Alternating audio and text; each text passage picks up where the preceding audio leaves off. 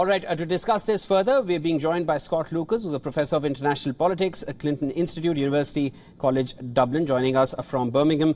Mr. Lucas, welcome to WION. Always a pleasure speaking with you. Now, sir, this is the first time we'll see U.S. sanctions of this kind. Will this cast a shadow on that ironclad American support for Israel? The reason I say that is that although this action is dramatic, it is very, very limited. The sanctions, as you mentioned, are on one Israeli Defense Forces unit, Netzah Yehuda. This is a battalion which was created for ultra-Orthodox Jews. It included many settlers, Israeli settlers from the West Bank, who were known for, let's say, extremist views against Palestinians. And it was already held responsible by the Israeli military for a series of abuses in 2022. In addition, the unit had actually killed a U.S. citizen, an elderly man, in January of 2022, and it had been redeployed from the West Bank into the Golan Heights in occupied Syria. So this unit was already, in a sense, considered an outlier in the Israeli military. What was significant, but is not really being reported as much, is that several other Israeli units were being investigated by the Americans. And indeed, a State Department panel had recommended that they be sanctioned as well. And Secretary of State Anthony Blinken turned down that suggestion, saying, "Oh, these units have already reformed themselves." So the Israeli leaders are going to make statements that they won't accept this. Benjamin Netanyahu says it's a red line. The most important statement, I think, is from Benny Gantz, the War Cabinet member, when he says dangerous precedent. In other words, it's a signal back to the Americans, which is, okay, you've done it against this unit. We recognize that it's an outlier, that it's one that we already have punished. Don't sanction other units as well.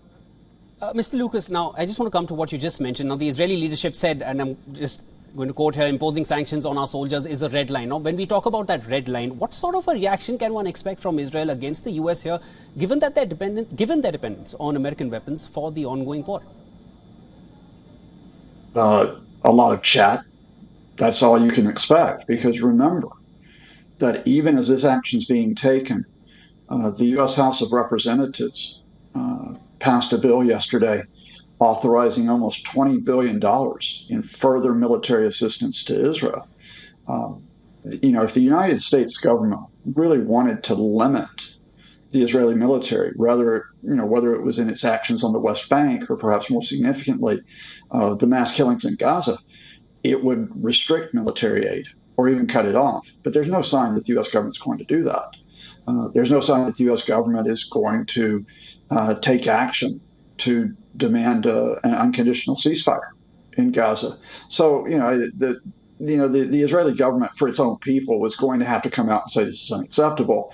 But the current, albeit tense, U.S.-Israel relationship is going to continue, where Israel has space for its military operations, especially in Gaza, even if the U.S. is saying to the Israelis, look, you really need to rein in the extremist settlers and rein in your military in terms of the violence against those who are in the West Bank. Mr. Lucas, finally, I also wanted to get your thoughts on this. Now, there's no denying the fact that there are certain cracks emerging between the U.S. and Israel partnership that we have been seeing. Recently, we saw the U.S. not going in for a veto, did not veto the call for a ceasefire at the UN. Of course, that was something that Israel was not at all happy about. And of course, now we're hearing about talks of sanctions. What kind of pressure do you feel it now puts on Netanyahu, which is now coming from the American side, the closest ally Israel has at the moment? I think the key issue is actually going to be whether or not Israel proceeds, or specifically Prime Minister Netanyahu proceeds with the assault on Rafah in Gaza, where you have up to 1.5 million of Gaza's 2.3 citizens who are living there, crowded there, trying to avoid being bombed or being attacked. If the Israelis were to do that, I think that would cause a serious question for the Americans, where they might have to finally come out in open defiance. But short of that, I think the biggest challenge to Netanyahu is not the Americans. The biggest challenge are going to be his own people.